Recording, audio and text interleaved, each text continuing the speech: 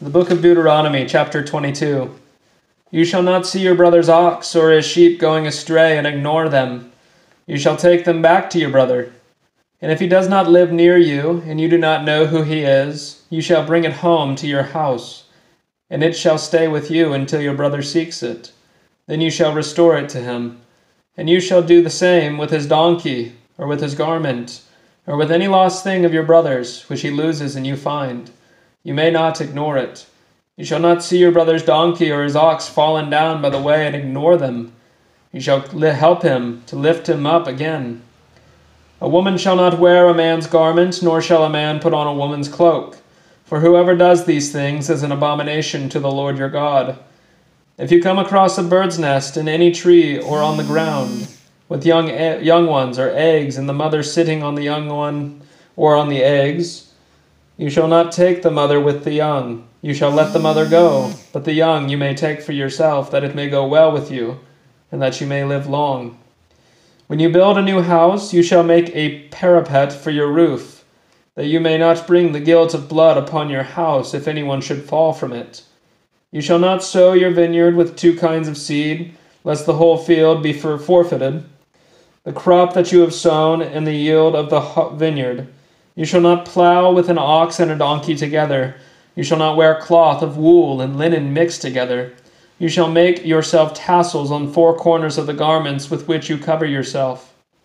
If any man takes a wife and goes into her, and then hates her, and accuses her of misconduct, and brings a bad name upon her, saying, I took this woman, and when I came near her, I did not find in her evidence of virginity. Then the father of the young woman and her mother shall take and bring out the evidence of her virginity to the elders of the city in the gate. And the father of the young woman shall say to the elders, I gave my daughters to this man to marry, and he hates her. And behold, he has accused her of misconduct, saying, I did not find in your daughter any evidence of virginity. And yet this is the evidence of my daughter's virginity. And they shall spread the cloak before the elders of the city. Then the elders of that city shall take the man and whip him.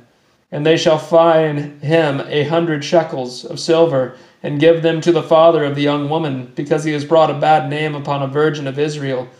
And she shall be his wife. He may not divorce her all his days.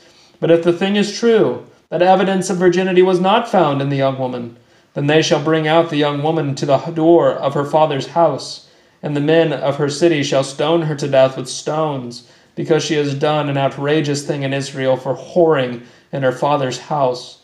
So you shall purge the evil from your midst. If a man is found lying with the wife of another man, both of them shall die, the man who lay with the woman and the woman. So you shall purge the evil from Israel. If there is a betrothed virgin, and a man meets her in the city and lies with her, then you shall bring them both out to the gate of that city, and you shall stone them to death with stones. The young woman because she did not cry for help, though she was in the city, and the man because he violated his neighbor's wife. So you shall purge the evil from your midst. But if in the open country a man meets a young woman who is betrothed, and the man seizes her and lies with her, then only the man who lay with her shall die, but you shall do nothing to the young woman.